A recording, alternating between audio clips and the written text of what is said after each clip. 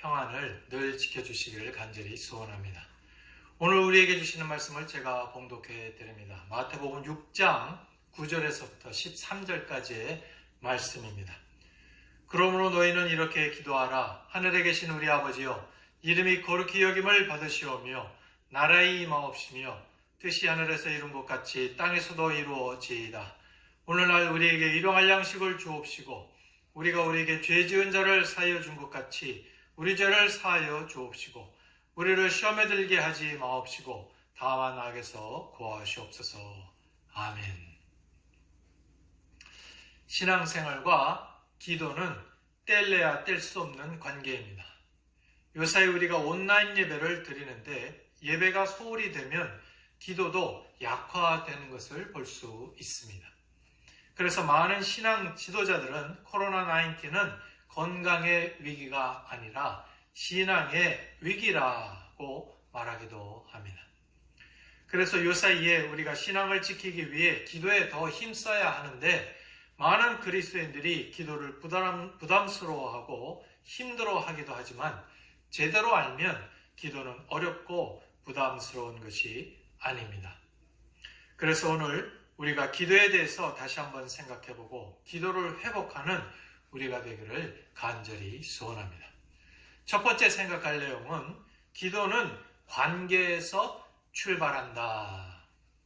기도는 하나님과 나의 관계를 이해하는 데서 시작된다 하는 교훈입니다.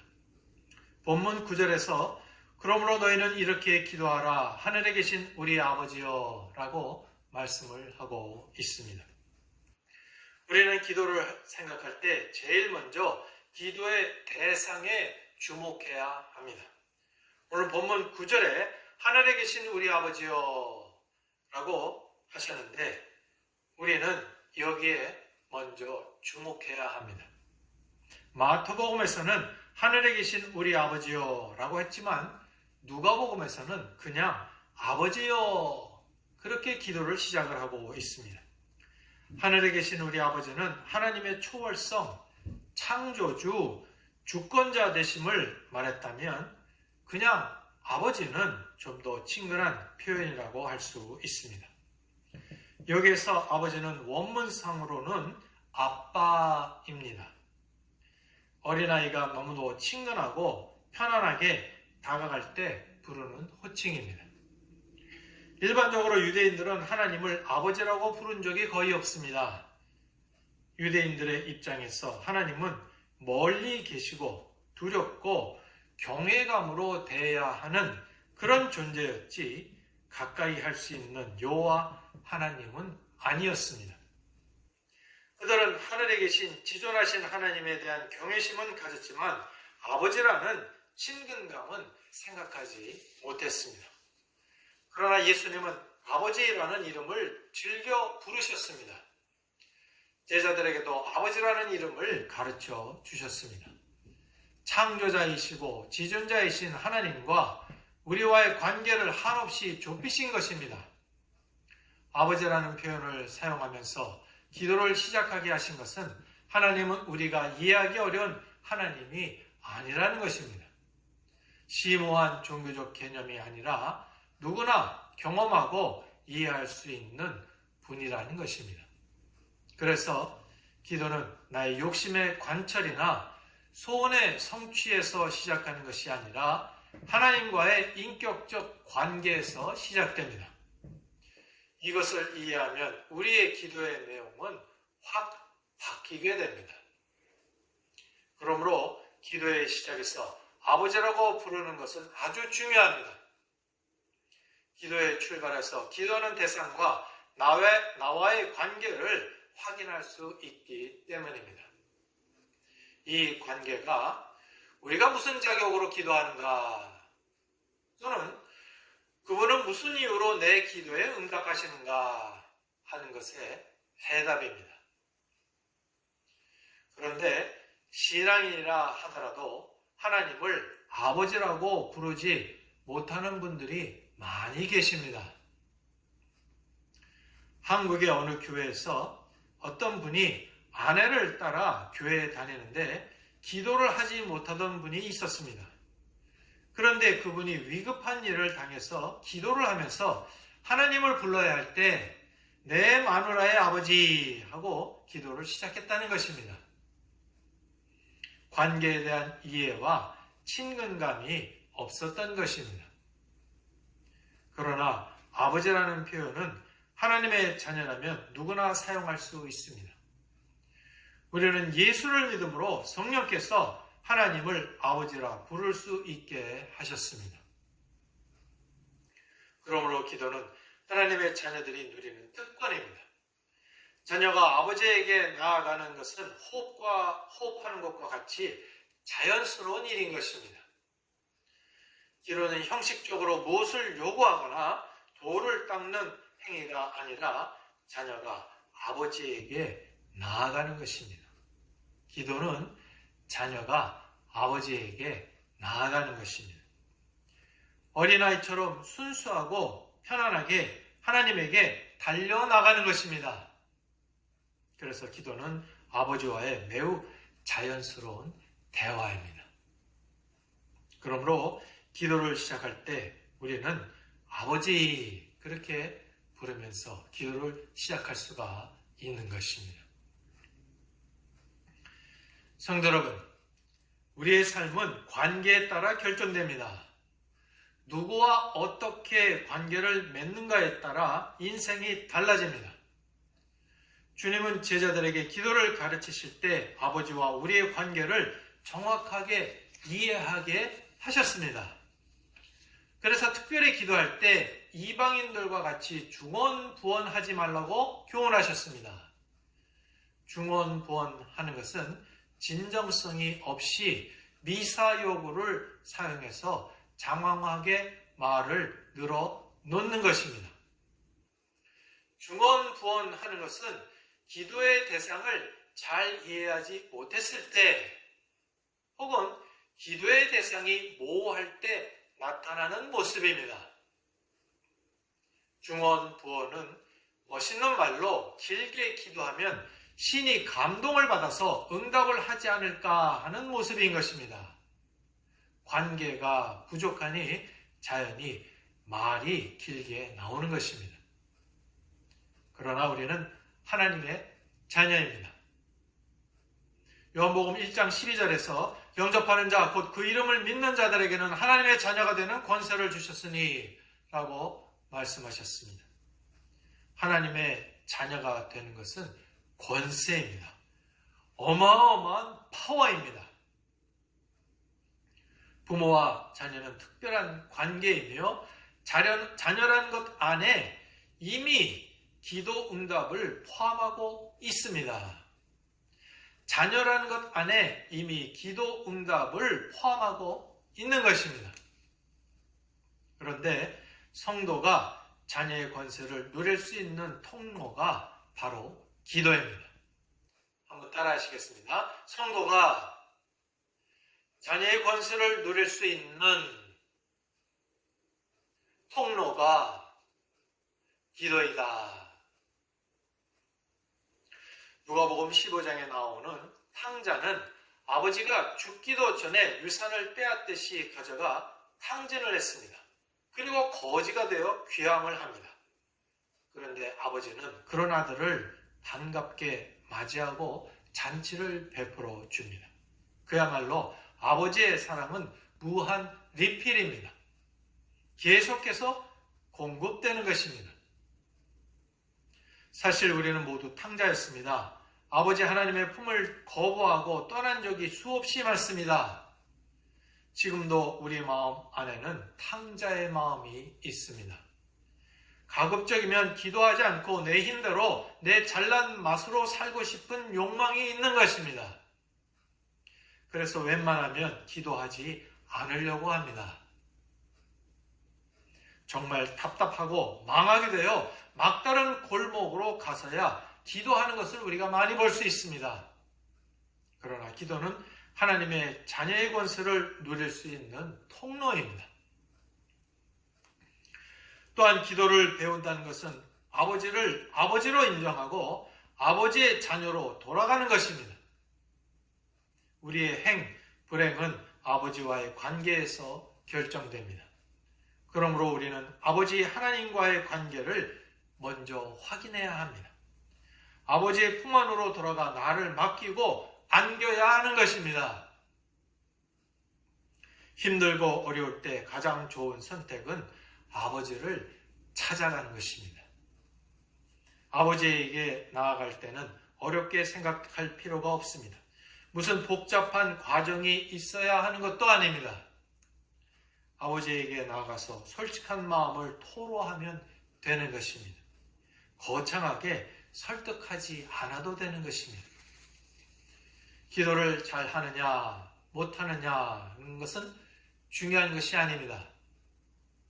기도의 순서나 자세보다 중요한 것은 아버지의 자녀라는 신분을 붙드는 것입니다. 우리의 이 신분 때문에 하나님이 우리의 기도를 들으시는 것입니다. 그러나 만일 우리가 전혀 기도하지 않는다면 하나님과의 친밀함이 필요 없다는 뜻이 되는 것이요, 하나님이 나의 삶에 별로 중요하지 않다는 뜻도 되는 것입니다. 구약시대의 지성소에는 아무나 들어갈 수가 없었습니다. 항상 제사장이라는 중보자가 필요했습니다. 그러나 예수 그리스도의 죽으심으로 하나님과 우리 사이의 중보자는 더 이상 필요 없고, 예수를 믿는 우리가 곧 하나님께 나아갈 수 있는 성전이 되었습니다. 하나님과 우리 사이가 한없이 가까워진 것입니다. 구약에서는 하나님을 아버지라고 거의 부르지 않았지만 신약에서는 약 245번이나 사용되고 있습니다. 새로운 관계가 열린 것입니다. 하나님과 거리감이 없어졌습니다. 아빠라고 부를 수 있다면 아빠라는 존재는 세상에서 가장 가까운 존재입니다. 그러므로 기도란 하나님과의 친밀감을 나누는 인격적 교제입니다. 가장 짙은 사랑 관계를 경험하는 것입니다. 우리의 영과 아버지의 영이 하나가 되는 것입니다. 그래서 이 친밀함을 나눌 때 큰 희열과 기쁨이 있게 됩니다. 부부지간에도 영적, 정식적, 육체적으로 하나가 될 때 기쁨이 넘치는 것처럼 하나님과 하나 되는 친밀감으로 들어갈 때 우리가 사랑을 느끼고 기쁨이 넘치게 됩니다. 그러나 많은 사람들이 기도를 상업적인 거래처럼 생각을 합니다. 아이들이 어릴 때에는 아빠에게 떨어지지 않으려고 하지만 점점 자라면서 가까이 오지 않으려고 합니다. 그러다가 필요한 것이 있을 때만 찾아옵니다. 그러면 부모는 섭섭합니다. 우리도 필요한 것이 있을 때만 하나님을 혹시 찾고 있지는 않습니까? 그러나 기도는 인격적인 교제입니다. 그러므로 일방통행식의 기도는 비인격적인 것입니다. 나에게 필요한 것이 있을 때만 찾는 기도는 그래서 무속적이고 기복적인 것이기 때문에 하나님께서 기뻐하시는 기도가 아닌 것입니다. 하나님께서 우리에게 기도의 제목을 주실 때에는 그 필요를 채워주신다는 의미도 있습니다. 그러나 또한 우리와 교제하기를 원하고 계신다라는 의미도 있습니다. 기도의 응답이 지체되는 것도 내가 너와 좀 더 오래 함께 있기를 원한다. 너에게 어떤 문제가 풀리는 것보다 나와 함께 시간을 가지고 나를 더 경험하는 것이 너에게 더 중요하다라는 뜻입니다. 상업적인 거래처럼 만나는 것은 인격적인 교류가 아니므로 관계 발전이 힘듭니다. 그러므로 기도가 인격적인 교제를 통해서 하나님과의 친밀함을 경험하는 것으로 발전되지 않으면 결국 기도가 지루하고 힘들어집니다. 지금의 팬데믹 코로나 사태에서 우리는 하나님께 기도함으로 더욱 하나님과의 교제가 깊어질 수 있는 기회를 얻게 되었습니다. 집에 있는 시간이 많아졌고 또한 일상의 분주함에서 벗어나 혼자 있을 수 있는 시간이 많아졌습니다.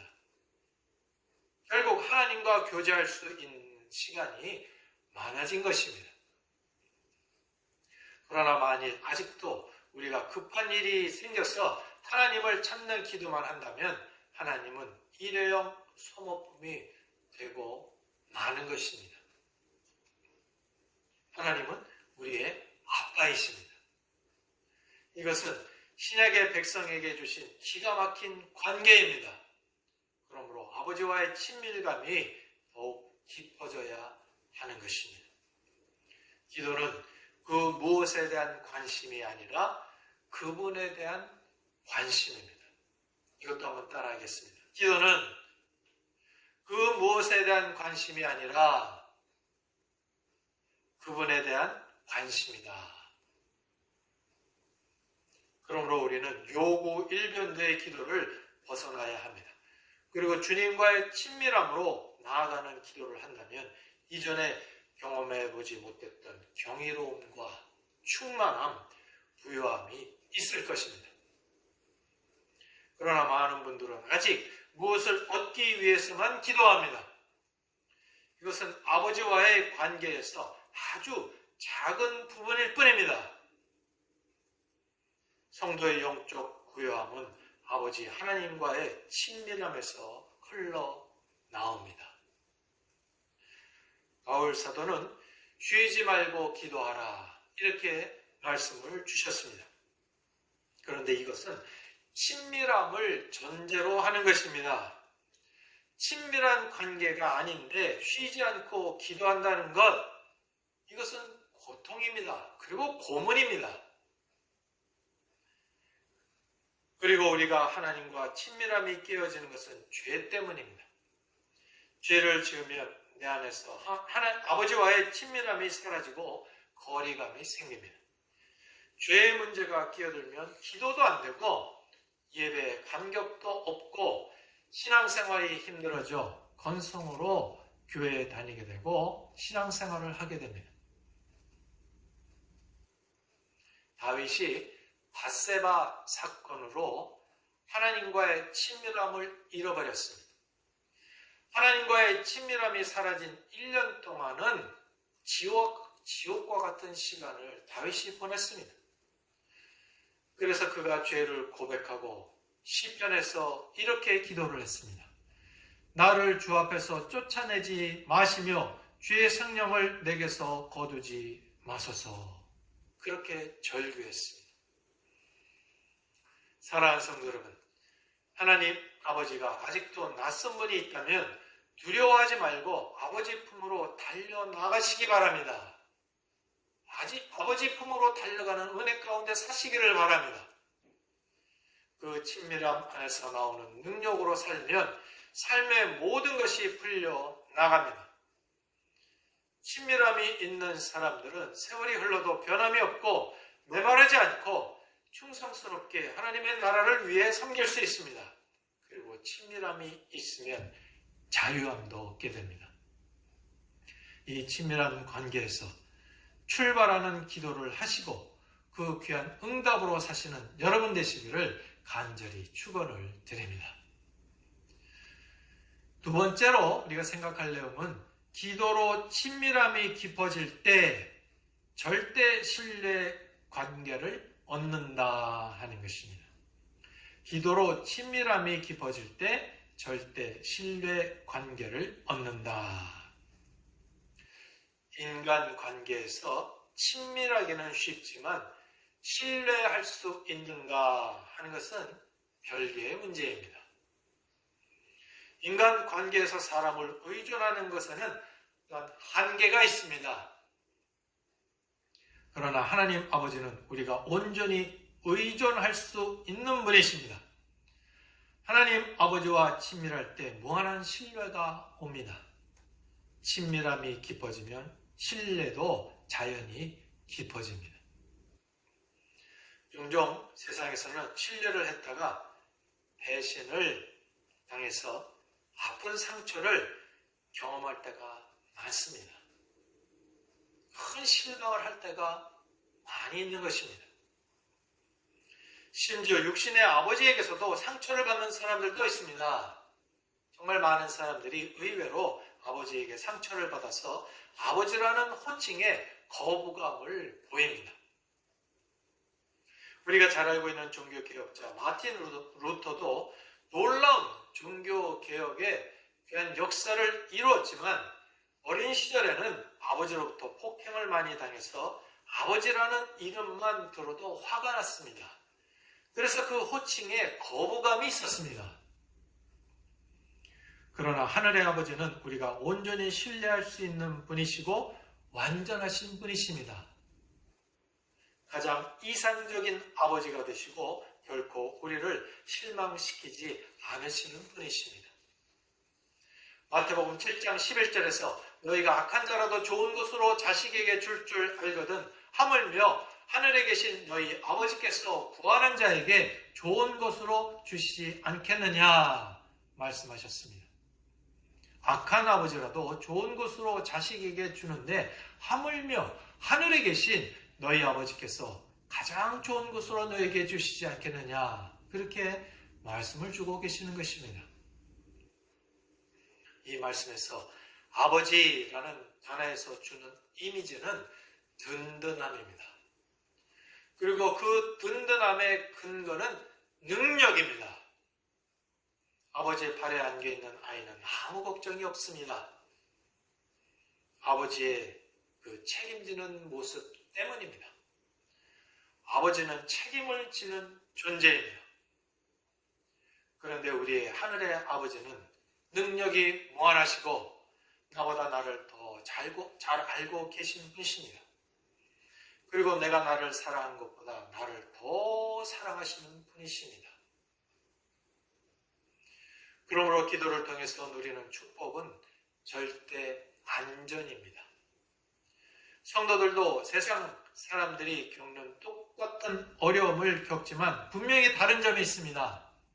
그것은 성도들만이 누리는 깊은 안전과 깊은 안정감입니다. 이 안전과 안정감은 외부로부터 오는 것이 아니라 아버지를 온전히 신뢰할 때 오는 것입니다. 신뢰하는 만큼 평안을 얻고 완전히 맡기면 완전한 평안을 얻습니다. 신뢰가 깊어지면 완전히 맡길 수 있고 그때 참된 평안이 찾아오는 것입니다. 아이가 자신을 위해서 내가 나를 보호하겠다 노력한다고 해서 얼마나 할 수 있겠습니까? 아이가 할 수 있는 가장 확실한 안전과 만족은 아버지와 함께 있는 것입니다. 아버지의 임재로 모든 것이 해결됩니다. 아버지와 함께 있는 것보다 더 큰 안전은 없는 것입니다. 그래서 우리가 하나님의 임재를 구하는 이유는 하나님의 임재를 경험할 때 우리가 하나님께 모든 것을 맡기게 되고 또 맡길 때 이 세상의 어떤 환경에도 우리가 평안을 누리며 살 수 있기 때문입니다. 만일 문제가 있으면 불안해하고 문제가 해결되면 좋아한다면 그 삶은 끊임없이 가벼운 기쁨과 좌절을 오가게 될 것입니다. 우리는 문제 해결과 상관없이 평안을 누려야 합니다. 기도가 왜 능력이 있습니까? 기도가 왜 파워풀합니까? 그것은 하나님께서 주시는 평안을 우리가 기도를 통해서 얻기 때문입니다. 그 평안은 아무도 빼앗아갈 수 없는 평안입니다. 사랑하는 성도 여러분, 우리가 이것을 경험해야 합니다. 우리는 아버지를 아버지로 신뢰하면 됩니다. 내가 걱정하고 염려할 필요가 없습니다. 하나님께서는 걱정과 염려는 아버지의 몫이라 그렇게 말씀하고 계십니다. 마태복음 6장에서 너희는 염려하지 말고 이방인과 같이 구하지 말라. 내가 너에게 이스라엘 것을 다 안다. 너희는 먼저 그의 나라와 그의 의를 구하라. 그렇게 말씀하셨습니다. 너에게 필요한 것들 내가 다 알고 있다.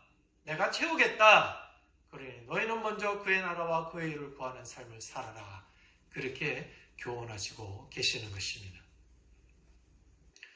기독교 역사 속에서 이 말씀을 그대로 믿고 순종한 믿음의 사람들은 염려로부터 자유해서 완전한 평안을 누렸습니다.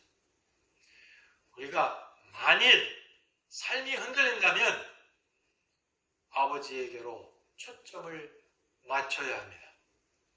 우리 중에 한 사람이라도 고아처럼 살기를 원치 않습니다. 버려진 고아처럼 자기가 늘 염려해야 되는 그런 삶을 살기를 원치 않습니다. 전지에 전능하시고 만유의 주권자이신 하나님께서 내 아버지라는 것을 믿고 세상을 이기고 두려움도 이기고 사시는 여러분 되시기를 간절히 축원합니다. 사랑하는 성도 여러분, 기도란 아버지를 바라보는 것이고 아버지에게서 눈을 떼지 않는 것입니다. 우리는 모두 아버지가 필요한 존재입니다. 우리의 삶을 책임져 주실 분은 단 한 분, 하나님 아버지일 줄로 믿습니다. 그분의 자녀로 이 땅에서 살아가는 것만큼 큰 보장은 없습니다.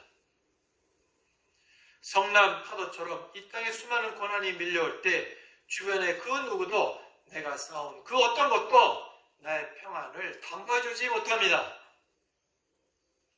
우리에게 진정한 기쁨과 용기와 안전을 주는 것은 아무것도 없습니다. 우리가 아버지를 만나지 않았다면 우리는 고아처럼 살았을 것입니다. 사랑하는 성도 여러분, 우리 가운데 기도를 종교적 관습이나 형식적 만남으로만 알던 분이 있다면 우리를 품어주실 아버지에게로 아빠 그렇게 부르면서 순전하게 나아가실 수 있기를 바랍니다. 그래서 그분께 모든 삶을 맡기고 친밀한 교제에서 오는 모든 영적인 부요함과 풍성함 가운데 사는 여러분 되시기를 주의 이름으로 축원을 드립니다.